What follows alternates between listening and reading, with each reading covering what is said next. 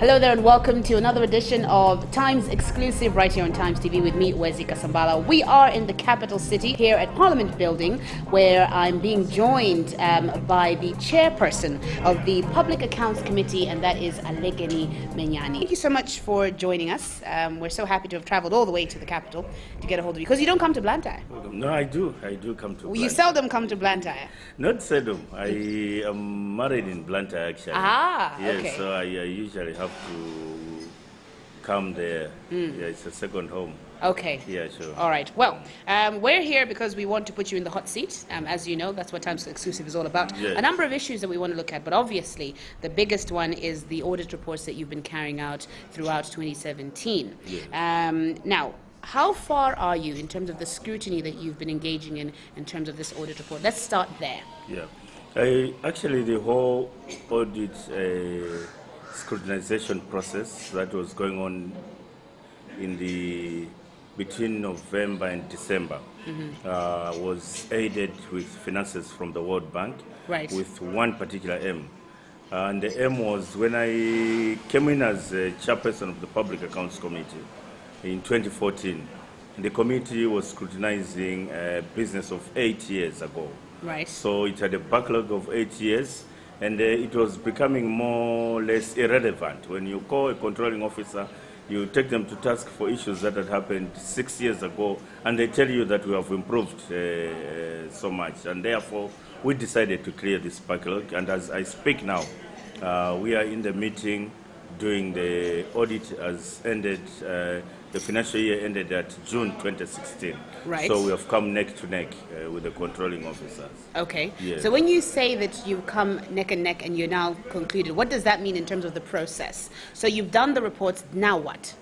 Now, what it means now is that as a committee, we should be able to talk to the person who has been responsible with those finances. Because what happens when you deal with the backlog is there is a constant, changing of ministries by the controlling officer. So the PS for Labor today, in the next 6, 7, 8 months will not be the PS for Labor, will be in another ministry, and then they keep on rotating. But what it means now is that if you are responsible for a misappropriation, it will be you. And therefore, we should also be in a position as a committee to invoke the various sections that are in either the Public Finance Management Act, the Public Audit Act, the Public Procurement Act, or any other relevant laws, the Treasury instructions that actually mete out discipline, because we think it is time to bring discipline to how we run the civil service. Okay, and I'm glad you've said that, because I think that is what is really key here, the issue of discipline. I think Malawians at home will probably agree with me that we're probably all tired of hearing about reports being released, etc., results of reports, and then it kind of stops there. So what we want to know is, in the process, then what are you then going to do next in terms of actually implementing penalties or punitive measures? But also, do you have the mandate to actually implement punitive measures? Well, as a Public Accounts Committee, we recently just had a meeting with the Chief Secretary to the government, in which our roles, we are looking at making very clear what our roles are, because we are the eyes of actually the Chief Secretary. And so we expect, if we scrutinize the report, we find out that these are the issues that should not have happened or should have happened. When we sent such a report to the Chief Secretary, we expect action. And therefore, now we are in a very good working relationship, and that is why you find that even the Kenya probe on the embassies is a joint OPC Public Accounts Committee probe on the money that went down the drain at the mission in Kenya. And the whole idea is because there has to be a limitation to powers that can be given to anybody. And especially given our political history, I'm one of the very few people that would want to see an absolutely powerful parliament. It's a bit dangerous. Everybody has to be checked, has to have a control. But then the continuity, because we are very frustrated most of the times. When we make recommendations, we send to the relevant people that are supposed to mete out those punishments, then people sit on them. Who is responsible for meting out the punishment? Let me ask you that. The head of the civil service is the chief secretary, and therefore he is the one who, essentially, when we make all these recommendations, we give to his office. And then previously, the previous chief secretary was there. When we did make, for instance, a recommendation for a surcharge, he unilaterally reversed that decision. But as a committee, we have not reversed that decision. It still stands, and we intend to write again to the current chief secretary explaining our position. Unless it is backed perhaps by legal issues, then they should have explained to us through letters we had done to say, oh, fine, these things were not happening in this way, and therefore this person is not liable for such act. So is that to suggest that somehow perhaps is the chief secretary is either incompetent or perhaps just dragging his feet? What's the problem? No, as of now, we would say that the chief secretary is very much in control of his office. And, but yet he's failing to follow through with your recommendations. It was the previous one. Yes, right? It was the previous one. And therefore, but then what we had looked at also was, is there a clear explanation as to how, we exchange these notes and in what form they should take? And that is why recently we had that meeting with the chief secretary, with the secretary to treasury, explaining the roles, where one stops and where one takes over, and how to give feedback. And so you find that we have ironed out these issues. And we expect that, because why we did this is because we know we are going to go into issues that are current. Yes. And the people are holding the offices, and we want to hold them accountable. And therefore, the person who finally cracks the whip, when we say, can you crack a whip on this one? With us, there has to be that clear mandate to say, where do we stop and where do we start? And as of now, we have agreed on that, but then the test of, as they say, would be, the test of the pudding would be in the eating. Yes. All right. So we'll see when we make these recommendations what they're going to do. Okay. Yeah. Now, there have been sentiments, and I'm glad you've talked about holding those responsible to date to account. So in terms of the timeline, I think people are very interested in what's happening to date, because sentiments have suggested that perhaps you seem to be focusing on issues of the past. The audit reports that you were talking about recently tended to be from years like 2007, 2008. And some people feel as though you're avoiding dealing with current issues. Is that true? What's your response to that? No, the response is, you see, as the reports come, they come in sequence. And so that was the tricky part. And that's why we went with a proposal to the World Bank to say the reports, when they come in sequence. There was a time when we made a decision as a committee that we are going to look at the reports based on a need basis, say what exactly went on in this particular year. But then technically we were faulted by the Auditor General's report because money missing is money missing, no matter in which year. It has to be accounted for. Somebody must explain what happened. And therefore, to achieve that objective, that is why we had a very long meeting. It took about 10 weeks in which we cleared all this so that we should be in a position to do the current, current one. So you would reject the idea by some that perhaps you're doing this because of the current administration, and you'd rather take other governments, for example, the Joyce Band administration. Those are some of the audit reports that you've been dealing with. Would you reject those views? To us, there are no personalities to these administrations, because government is a continuing process. The government of the Republic of Malawi became a republic in 1966. It is a continuing process until now. It will continue. We're going to die, we're going to be out of these offices, but government is for the people and by the people themselves. And so it must continue. So regardless of who was who, or in which position at what particular time, that is of no consequence to us. We are simply looking at this is accounts of government as that year ended here. These are the issues that have come out. Can you explain? Can you be accountable? And that is why, as of now, we are in 2016. So the people that are in these positions in 2016 will be accountable to these things. And we are starting next week on Monday. Of the other officers. So when you talked about cracking a whip, are you saying you're going to be you expect the ACB, are you going to be coming down hard on institutions like the ACB to crack out the whip? Because that's what you said. You said you want and to unfortunately, the responsibility of doing that does not necessarily rest just on us. You see, but you said that you're willing to go that far. That's what you said. Exactly. And what we can do, in as far as we can do, is to make those recommendations, because who will say, can you discipline these people? It's not the first time we have done that. If you look into our reports, you find that we have recommended for changes, we have recommended for actually the actual disciplining of people. I know one or two that actually have paid back money, one or two that may have lost a job, for instance, in the Maize saga.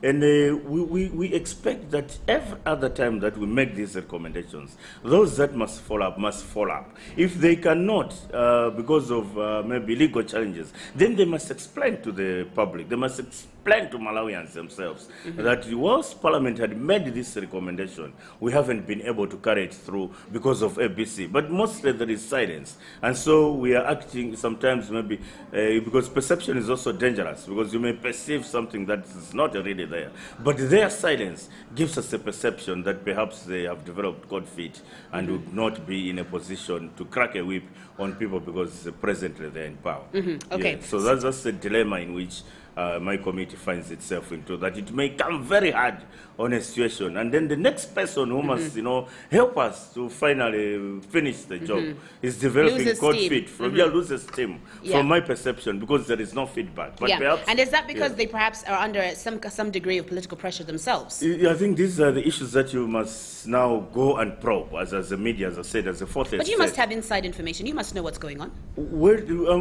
Inside information I have is for Parliament, because to me, there I'm an outsider, so I don't have the inside information of that side. If it was happening here, I would say, well, I have inside information and this is what is happening. But this happens in an institution that has, completely different mandate altogether, and it draws its power and strength from statutes that are there, and we expect those that are overseeing such institutions, on trust on behalf of Malawians, to do this, the needful, to do what Malawians expect them to do. All right. Now, last year, when you started releasing the results of these reports, these audit reports that you were carrying out, government started to release press statements. And in the press statements, of course, a lot of the time, the overriding theme was them either rejecting certain aspects of your reports, or perhaps saying that you needed to correct certain facts, etc., etc.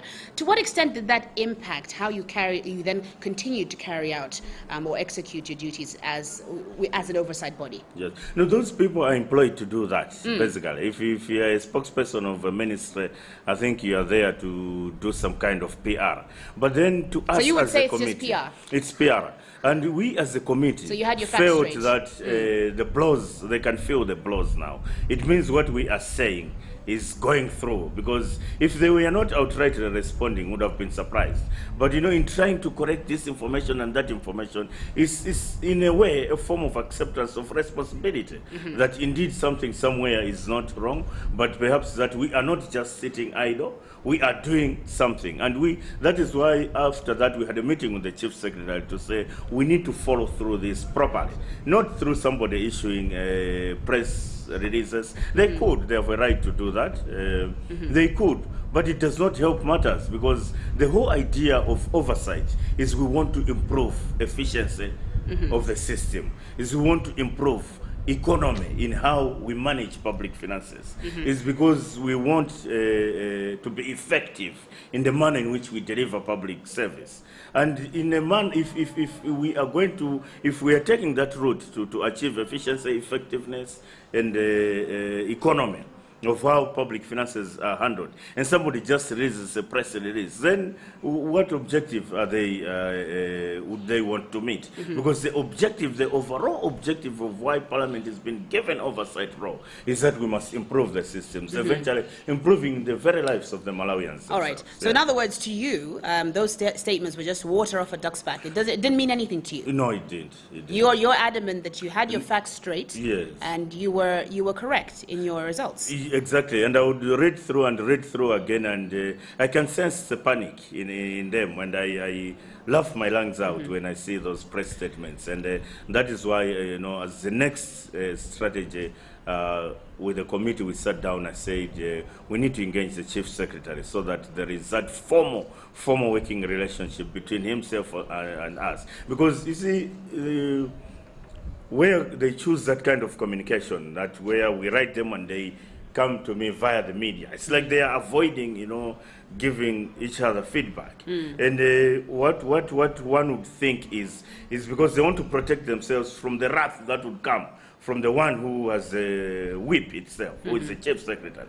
And now we thought, let's just engage the chief secretary and say, this is hogwash about press releases and all that, but what we need you to do is these things, because when we do those recommendations, they do not come out of emotions, because we have a very technical person in the Auditor General himself, the Deputy Auditor General himself, principal auditors, all sit down with the committee. And then if we make an emotional decision, they'll say, no, this is a... But the problem is, Alekeni, who appoints the Auditor General? Who appoints the Auditor General is the president. There you go. So I'm sure you realize what I'm driving at here, that as much as you're saying... Yes. But I don't share that perception, because if we look at who appoints the chiefs... Is he really going to take his own boss to account, Alekeni? They have to, because they have to, but will they in practice? That's how the system has been designed to do. Yes, in theory. In theory. Not necessarily in practice. It happens. Look at the Chief Justice. Why is it that in this country we have one of the most sober, in my perception, of the judiciary around this region? But that's subjective. It's subjective. But it depends on the individual. That's why I'm saying it 1 out of 5, yeah, everybody would rate them highly. Besides whatever may have happened, we have. Really? And I'm saying this. Even your Attorney General? Well, the Attorney General is subjective because of how they have been giving advice to the various institutions. And I think here also we need to look at certain things, because you look at the kind of oversight that is happening now is unprecedented. Not to beat my own drum, of course, anybody would want to beat their own drum, but it's unprecedented. And so, therefore, people have been caught napping because there hasn't been that vigorous level of oversight. And suddenly the parliament, is exactly doing what it's supposed to do. And some people, because they never expected that may be that so. It can be like but like that. You said, you're not working in isolation. There's a harmonization that has to be in place. And that harmonization has to be in terms of you, the justice system, represented by the Attorney General, as well as the Auditor General. But my point is, these two very critical positions are still put there by the president, which is why a lot of the times you have a spanner being thrown in your works. Wouldn't you agree? No, I wouldn't. Well, you honestly think they can objectively carry out their duties? They should, but they don't. We have seen people. Then the fault is in the character of the person. That's my point. The character of the person, if it is a weak personality, let us not just fault the system. Let us scrutinize character by character by character. When we get these jobs, what are we looking for? Because there are people that don't enjoy their jobs. There are people that have found themselves in certain jobs perhaps by accident. There are people really that have a passion to do the work that they do.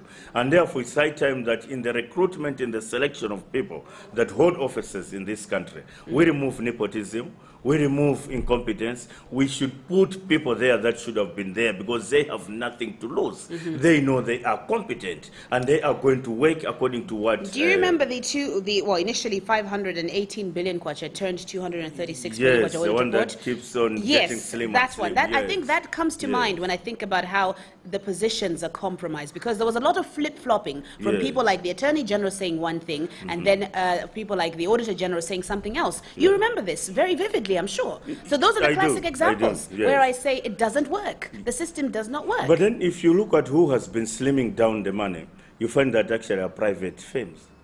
And so these are not even, they have actually, the president, one would want to believe, has nothing to do with them. For instance, RSM, all the way from England, is the one that came here and reviewed 577 billion into a lesser figure.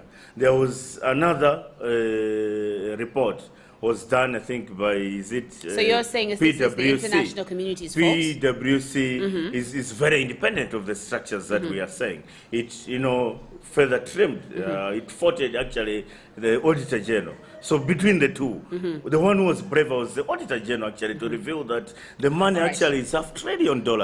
But somebody else comes in and says, no, you don't have that big capacity to look at these figures, and then they looked at the figures and they were trimming them. So my point is, if we have people that are determined to deliver for this country, they will. They will. they will go ahead and do what they can do. Okay, now because earlier... how did we manage to have a minister, to get arrested? Okay, we're going to take a break, but before we go to break, you earlier said that the issue of the president, the State House, releasing press statements after you started to reveal the results of your reports really doesn't really concern you or bother you. Yet, not long after that, you actually banned reporters. The media were banned from your proceedings. Now, a lot of people would suggest that that indicates that somehow you felt pressured to not reveal the proceedings. No, let's put this into the proper perspective. There's never been a ban on the media what in was the it? committee. Actually, what happened? Actually, what happened is, as media, you come into the committee, at the, I don't want to use the word messy. What would be it's up to the committee to allow the media or not. But it's just that I have. But why do you pick and choose? I am if a you're being very media-friendly chairperson. Yes, but if you're and transparent... it's the first time. If you have been in the media fraternity for quite a long time, it's the first time, it's unprecedented. Why, that though? I would open the door. Because why I have done that is I believe that as parliamentarians, we represent the people. So why did you close the door for a week? That's my point. Okay. Why did you do why it? It was closed for that 1 week is the irresponsibility of the media stuff that you were sending here. How? And that is because what happened is now people tend gossip into newspaper articles because whether it was going to sell or something, I don't know. And that I felt was an abuse on a very media-friendly chairperson like myself. So there was gossip at the time? There was, there is a lot of, Malawi is a very... fertile place for gossip, even on the social media, people like to pick on the things that actually are not there. And now what I did was, at that time I had written all the media houses, the chiefs in the media houses to say, I would want to talk to you. So for instance, in Zodiac, Gospel Kazago was written at times and everywhere. And on the fourth day of that week, we had dinner with myself and the people, representatives of the media at BICC, in which we explained exactly why it is not important to engage into gossip where I have opened the committee proceedings to say, actually, you can come in with a camera like this, sit in there, and throughout all the proceedings. Then why must you go and report things that necessarily did not happen, or twist the perspective of what is happening? And so we had an agreement that, no, we're going to sit down with the people that come there, or where there is need, we're going to change personnel that come and bring in more responsible people. And then that's on the next Monday, of course, I had traveled for a meeting, but on the next Monday, everything flowed accordingly because I wanted to take the message to the people that are in charge of those people that come to report here. Right. So there wasn't a ban, but the issue was. So you didn't ban them from your proceedings for a week? No, I felt that it was just an abuse on me because I opened all the cameras. But you did ban them for a week. Since 1994, it's the first time you've ever done this as a media, and I thought I would get the kudos from the media. So it had nothing to do with. But what I got now was an abuse where people now write gossip. So my problem was. It wasn't you reacting to pressure from government. I don't operate under government. I actually am from the Malawi Congress Party since I came to Parliament. This is my 8th year I'm here, and I have nothing to lose actually. You see, because I serve the people of Malawi, and as a matter of principle, because if I was somebody who maybe serves my own interests or the interests of my family, it is very easy for somebody, politically in the way that I'm maturing every day, for the government to want somebody like me to be on their side. But as a matter of principle, I have a contract with Malawians that we must do certain things because what are we going to leave for our children as a future? We need to leave a legacy. And that's how I operate. Yes. We're going to take a short break, Alekeni Menyani. If you're just joining us and you're just tuning in, we're here at Parliament Building in the capital, where I'm talking to Alekeni Menyani, who is the chairperson of the Public Accounts Committee. As you know, this is a very critical body that plays an oversight role in holding public institutions to account in terms of how they spend money, how they use resources, etc., etc. But we'll be right back after this break.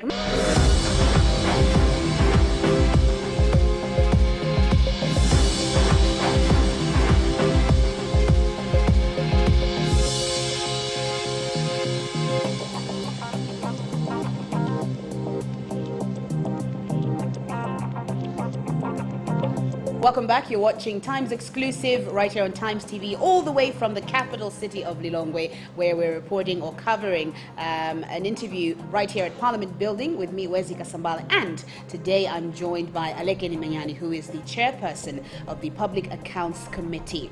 Now, before we went to break, early on in the first half of the program, you talked about the embassy's issue, which you are still investigating.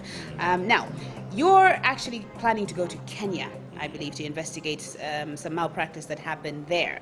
What mandate do you have to do that? Do you not think you're overstepping the mark? Why not leave it to fiscal police to handle this issue? This is a parliamentary probe, and in a parliamentary probe, it's a committee that does this. You will recall that there was a maize gate in this country. Yes. It's a Public Accounts Committee went to Zambia and unearthed all the information that needed to be there, and we came here, and actually it is that probe that led to everything being laid bare. And where was the fiscal police at that time? They were playing their role.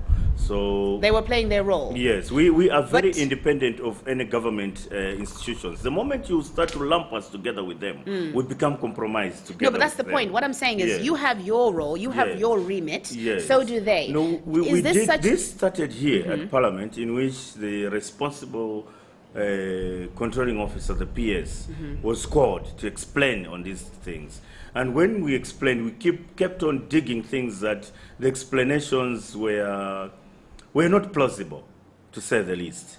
And the committee decided that it was going to go beyond scrutinization into a probe, just as the way we had done with the maize. Because with the maize, it also started here. The principal secretary was called, the minister was called, people came, and the information they were giving gave a perception of half-truths or, sanitized information. And as a joint committee, Public Accounts Committee and Agriculture Committee, we felt that we had traced some other people that could provide the right information, which the general public actually needed. Information that is not censored, information that is not controlled, information that is not being sanitized or being cleaned. And even in this same scenario, when we started going into this, the information that we get is very unsatisfactory.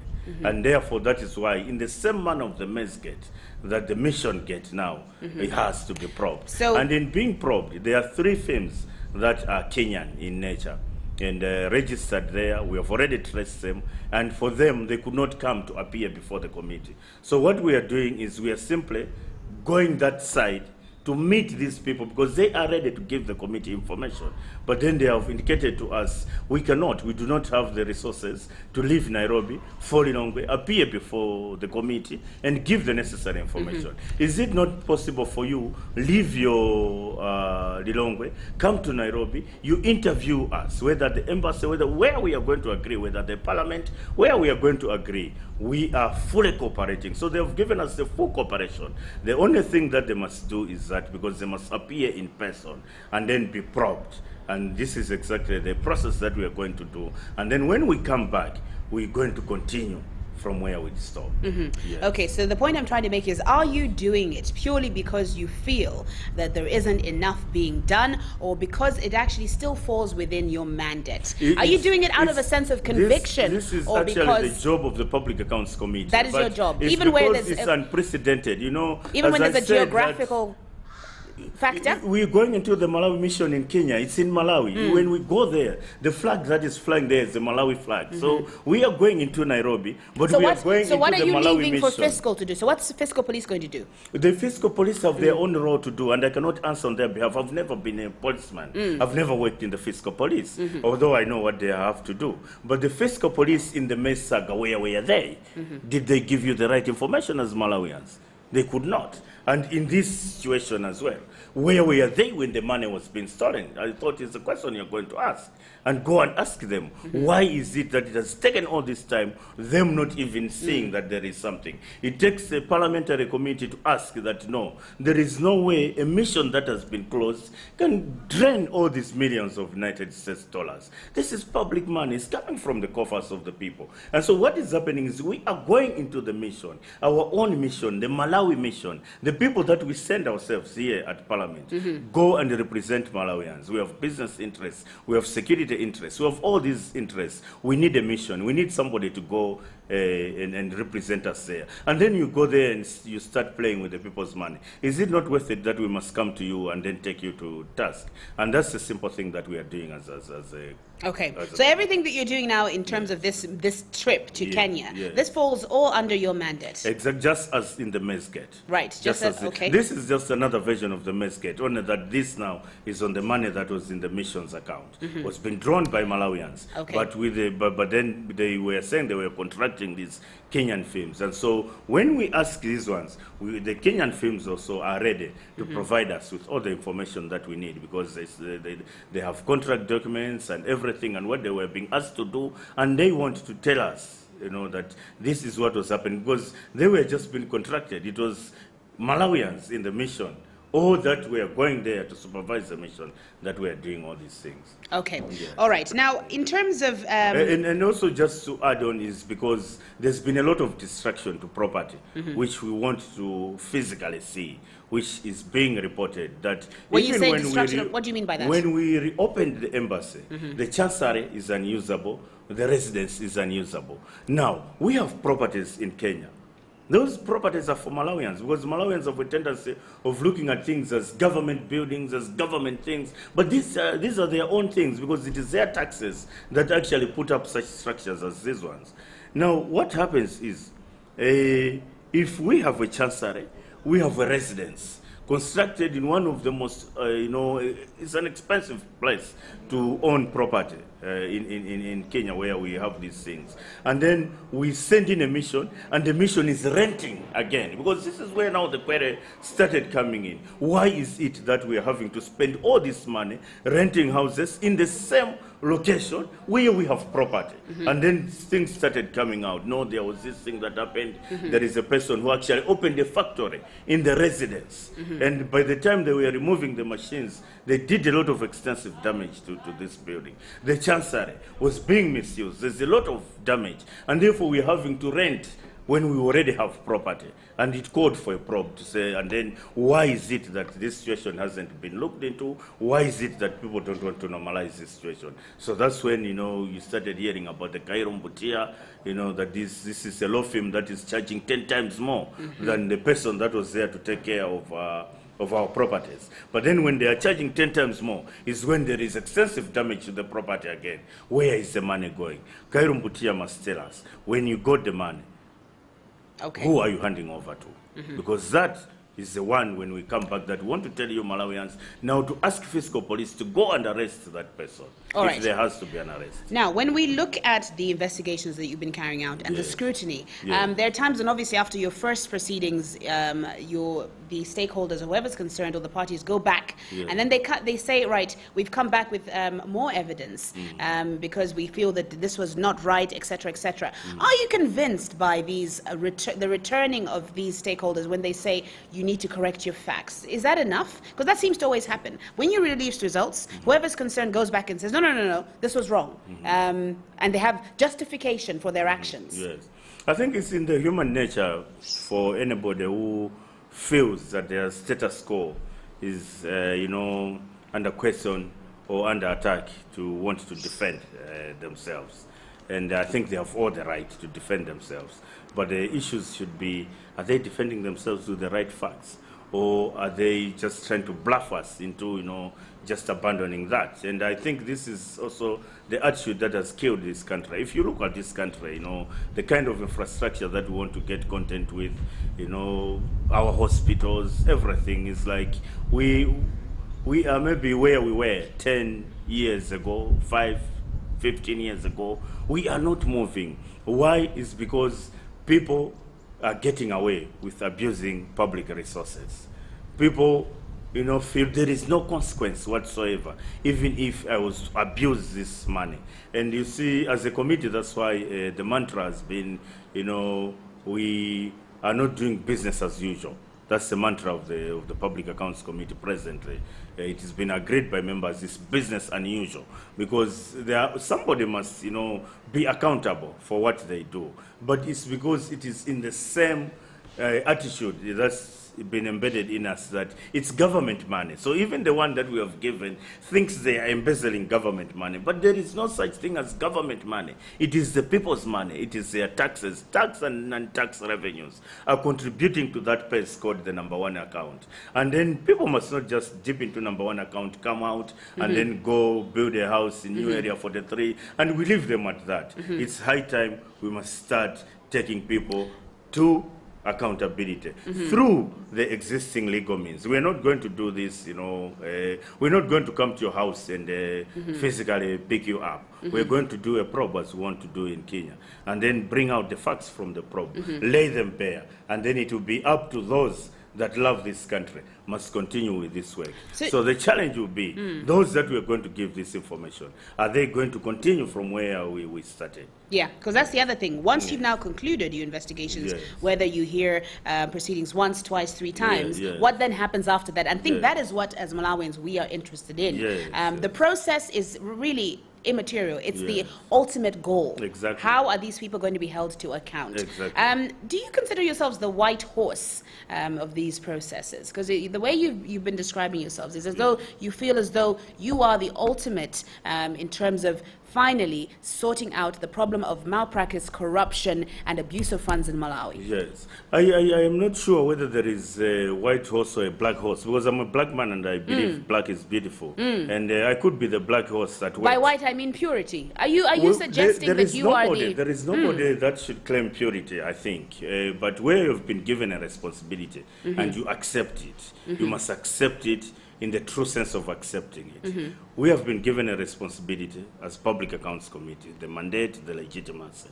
I was given a further responsibility by that committee to chair it and lead it into action. And therefore I must be a person of action, because if I cannot, then why be a chair? Is it to be a chair for the sake of chairmanship? And I'm glad you've spoken about chairmanship, because you have a vice. You're both incredibly vocal. In fact, sometimes people even think perhaps you take it personally in terms of how you handle these issues. But there's a sentiment that perhaps you don't always speak from the same voice with your own vice. Kamlepo Kalua. For example, I'll give you an example. The issue of the banned reporters.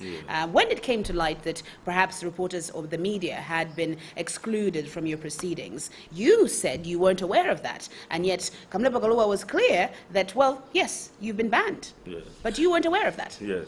You see, that's the beauty of democracy, is that, you see, if 2 people start to sing a choir when they are chairman, something is wrong about them. Something is very wrong about them. And you see, that's the unique nature of Honorable Kalua and myself, in that we are very independent of each other. We are very independent thinkers. But I'm sure on fundamental issues, you probably have to speak with the same voice. Well, surely. We came in from different parties. I have my own principles, from my party has his own principles. But then there are certain things that we must do. But neither is a puppet of the other. We agree to disagree. But then if you see us outside, even after we make those statements, we'll be sitting on this table drinking tea together, him and myself. But when it comes to issues, we have allowed everybody in the committee to independently look at these issues. And that's why you find that the committee eventually is getting some form of power. Because when people come to that committee, they are not going to be bullied by myself. They are not going to be bulldozed by Kalua. They are not going to be, everybody comes in very independently. They look at these issues very independently. Of course, at the very end, we must now, make a decision. Yes, that's what I'm getting at. In principle, so do you speak with the same voice? There can be 4 people that don't agree with it, but there are 6 people that agree with it. And then the 4 people will say, fine, if 6 people are agreeable to this thing, for the sake of progress, let us go. And I think that's what democracy is. And if as a nation, all of us allowed ourselves to operate in this manner, we would not have been having bootlickers and stooges on behalf of anybody, because we would have had a common goal that we want to move this country in the next 5-10 years from here to there. And then in moving from here to there, we will not sing a choir. Everybody should be able to openly, independently criticize. So my vice chairperson knows the kind of person that I am. So he knows that he can independently, openly criticize me without me taking it personal. Because those are his views, and I must respect You raised a very interesting point, Alekeni. You said that you both come from very different backgrounds in terms of the parties and your ideals, etc., etc. That in itself, is that not problematic? Because if indeed, like you've rightly said, you're living in a democratic dispensation, you both have different views. Could you both be pushing completely different agendas, personal agendas, and you wouldn't even be aware? When people start to push a single agenda, is what builds a dictatorship. And we all know how dangerous that is. How do you distinguish the two? How do you draw the line? How do you know when one of you is pushing a different agenda and one is in the national interest? It's on a matter of principle. But personally, there's nothing personal attached to those things. We are people that think on a different bandwidth and everything, but at the end of the day, we co-chair a committee.